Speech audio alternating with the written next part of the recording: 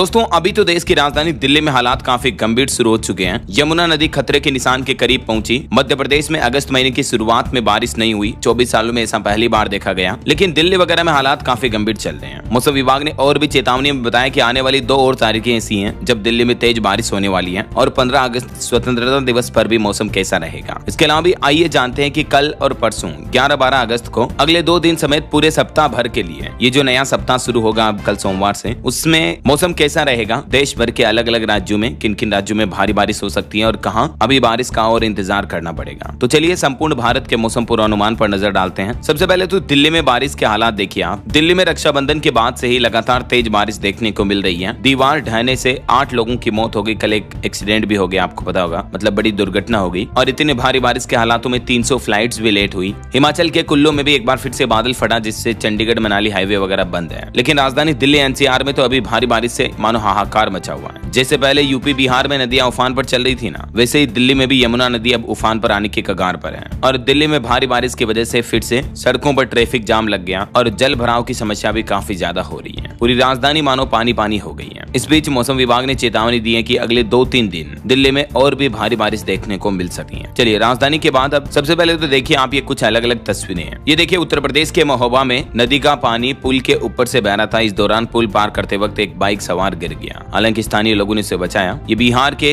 बरियारपुर में लोगों के घरों में पानी घुसा हुआ और ये हरियाणा के सोनीपत में रेलवे अंडरपास और सर्विस रोड पर जल भराव। ये भी हरियाणा पानीपत के सड़कों की तस्वीरें हैं। और ये देखिए बिहार से कुछ तस्वीरें आपको बताता हूँ। ये भागलपुर में गंगा नदी में समाया एक पूरा मकान ढह गया। और ये भागलपुर के रंगरा प्रखंड के 3 टंगा दक्षिण पंचायत में कटाव के चलते जल मीनार भी पानी में बह गया। और ये स्कूल की बिल्डिंग देखिए जरा। समस्तीपुर में चकला गाँव में एक स्कूल बाढ़ से पानी में पूरी तरह डूब चुका है। पूरी की पूरी बिल्डिंग डूब गई। और ये वैशाली में पुलिस अधिकारी भी नाव से थाने पहुंचे। थाने के बाहर तो मानो नदियां बह रही हो, है ना। ये बेगूसराय की तस्वीरें। यहाँ केंद्रीय मंत्री गिरिराज सिंह ने बाढ़ ग्रस्त इलाकों का जायजा लिया नाव में बैठ करके। वैसे अभी भी बिहार में 11, 12, 13 अगस्त तक भारी बारिश की चेतावनी है मौसम विभाग की तरफ से। चलिए बिहार के थोड़े विस्तार में मानसून समाचार देखते हैं। देखिए भागलपुर में गंगा नदी में समा गया एक पक्का मकान। 10 नदियां अभी बिहार में उफान पर चल रही है। समस्तीपुर में स्कूल डूबा और बाढ़ की वजह से बिहार में भी 10 लाख से ज्यादा लोग प्रभावित हैं। उत्तर प्रदेश की ही तरह हालात हो रहे हैं बिहार में भी। बाढ़ के पानी में डूबने से पिछले 12 घंटों में अलग अलग जगहों पर 7 लोगों की मौतें हो गई। सबसे ज्यादा भागलपुर में 4 मौतें हुई हैं। बाकी बेगूसराय, वैशाली समेत यहाँ भी लोगों की जाने गई हैं। बाढ़ की वजह से 10 लाख से ज्यादा लोग प्रभावित हैं। खास करके 7 जिले ऐसे जहाँ बाढ़ की स्थितियां बनी हुई हैं। भागलपुर, वैशाली, मुंगेर, बेगूसराय समेत इन 7 जिलों में भयंकर बाढ़ के हालात पैदा हो रहे हैं। और गंगा नदी समेत बिहार की 10 नदियां भी खतरे के निशान से ऊपर बह रही हैं।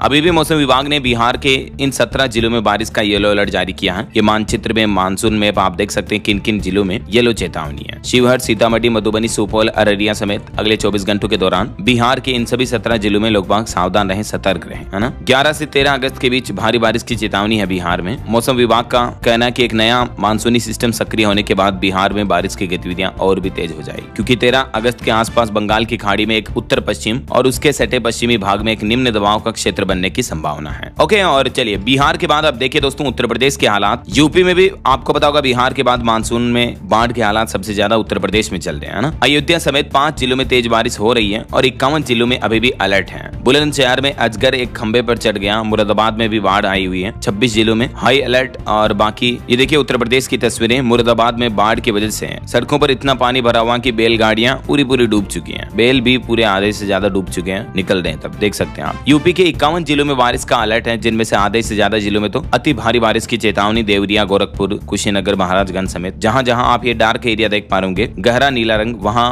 अति भारी बारिश होगी। और जहां हल्की फुल्की बारिश की चेतावनी है, जहां जहां आप ये मैप में हल्का नीला कलर देख पा रहे होंगे, तो जरूर सावधान रहें। और चलिए यूपी के बाद अब मध्य प्रदेश के मानसून अपडेट देखिए दोस्तों। 13 अगस्त से ही मध्य प्रदेश में भी एक नया सिस्टम सक्रिय हो जाएगा, जिसके चलते एमपी में तेज बारिश शुरू होगी। अभी ट्रफ चक्रवात की एक्टिविटी देखने को मिल रही है मध्य प्रदेश में। हरदा, नर्मदापुरम, बैतूल में भी भारी बारिश का अलर्ट है। अगले 24 घंटों की बात करें तो ये मध्य प्रदेश के मानचित्र में आप देख सकते हैं 2-3 ऐसे जिले हैं, हरदा, नर्मदापुरम, बैतूल वगैरह। यहाँ येलो अलर्ट है। 24 घंटे में 4 इंच तक पानी गिर सकता है। और बाकी पूरे मध्य प्रदेश के मानचित्र में हल्की फुल्की बारिश की चेतावनी। हालांकि कल 11 अगस्त को और भी ज्यादा जिलों में येलो अलर्ट रहेगा, जैसे सागर, दमोह, सिवनी, पन्ना, सतना, रीवा समेत। और परसों 12 अगस्त को और ज्यादा मध्य प्रदेश में जिलों में बारिश का येलो अलर्ट रहेगा, जिनके नाम और लिस्ट भी आप देख सकते हैं। और 13 अगस्त के बाद तो एक नया मौसमी सिस्टम सक्रिय हो जाएगा बंगाल की खाड़ी वाला। तो उसके बाद मध्य प्रदेश में मतलब मानसून और तेजी से उग्र देखने को मिलेगा। इससे पहले भी कई जिले तरबतर होंगे, लेकिन 13 तारीख के बाद अब अगले 5 दिन तक मौसम विभाग ने मध्य प्रदेश के कई जिलों में लगातार भारी बारिश की चेतावनी जारी की है। मौसम वैज्ञानिक अरुण शर्मा ने बताया। वैसे 13-14 अगस्त से भी बारिश की एक्टिविटी एमपी में और ज्यादा तेज हो जाएगी। ओके, और चलिए मध्य प्रदेश के बाद अब देखिए छत्तीसगढ़ के मानसून का लाइव अपडेट। 11 जिलों में येलो अलर्ट है। 5 दिन बिजली गिरने की आशंका रहेगी, तो सावधान रहें। छत्तीसगढ़ में सामान्य से 65% कम बारिश हुई इस बार के मानसून सीजन में।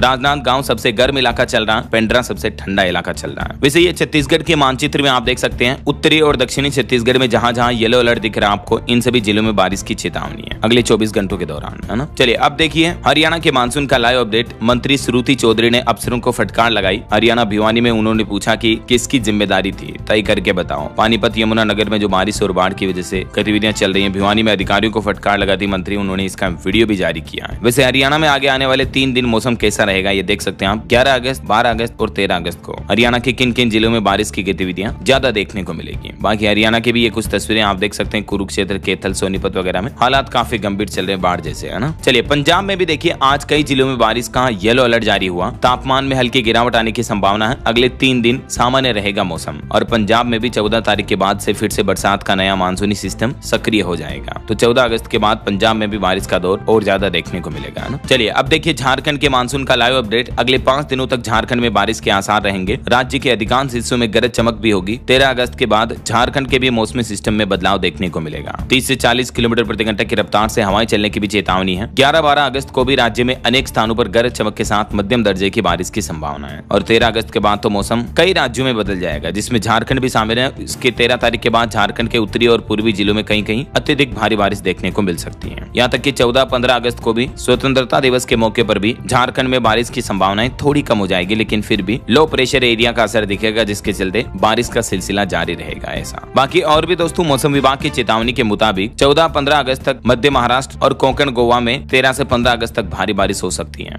यानी अगले 5-6 दिनों में इन क्षेत्रों के कई हिस्सों में हल्की से मध्यम बारिश आपको देखने को मिलेगी। और बाकी देश भर के अन्य अलग अलग राज्यों में मौसम के हालात कैसे रहेंगे, तो एक तो हिमाचल प्रदेश में 11-15 अगस्त को बारिश की संभावना है। उत्तराखंड में 11 अगस्त, पंजाब, हरियाणा, चंडीगढ़, दिल्ली में 10 तारीख को बारिश हो सकती है। बाकी और भी ये तारीख वाइज डिटेल आप देख सकते हैं अलग अलग राज्यों की, जहाँ कब कब बारिश होने की संभावना है। कुल मिलाकर पूर्वोत्तर भारत में अरुणाचल प्रदेश, असम, मेघालय वगैरह यहाँ भी ये जो बंगाल की खाड़ी वाला मौसम सक्रिय हो रहा है 13 अगस्त वाला, तो इसका असर देखने को मिलेगा। समझ रहे हो। आज ही स्काईमेट वेदर की रिपोर्ट में भी बताया गया कि बंगाल की खाड़ी में बनेगा लो प्रेशर, वापस मानसून का जोर लौटेगा। देश भर में फिर से तेज मानसूनी बारिश शुरू हो जाएगी। जो मानसून पर इतने दिन ब्रेक लगा हुआ है, वो ब्रेक अभी तक तो भले ही जारी है, लेकिन बंगाल की खाड़ी में जल्दी बारिश वाला नया सिस्टम बनने वाला है और ये ब्रेक हट जाएगा फिर। स्काईमेट वेदर की रिपोर्ट के मुताबिक अगले 24 घंटों के दौरान देश भर में मौसम की संभावित गतिविधियां क्या रह सकती हैं, ये अलग अलग राज्यों के नाम आप देख सकते हैं, जहां हल्की से मध्यम बारिश तक देखने को मिलेगी। और बाकी मौसम विभाग की तरफ से अभी रेड अलर्ट कहीं भी जारी नहीं कर रखा है। अकेला पहाड़ी राज्य उत्तराखंड ऐसा है जहां ऑरेंज अलर्ट है, और बाकी मध्य भारत और दक्षिणी भारत के अधिकतर राज्यों में येलो अलर्ट की चेतावनी है। देख सकते हैं आप मानसून मैप में। अच्छा, वैसे आप मुझे कमेंट करके बताइए दोस्तों कि आप कौन से राज्य में रहते हैं, ताकि मैं आपके राज्य के समाचार भी आपके मोबाइल तक पहुंचा दूंगा। और बाकी इस वीडियो को लाइक और शेयर करना,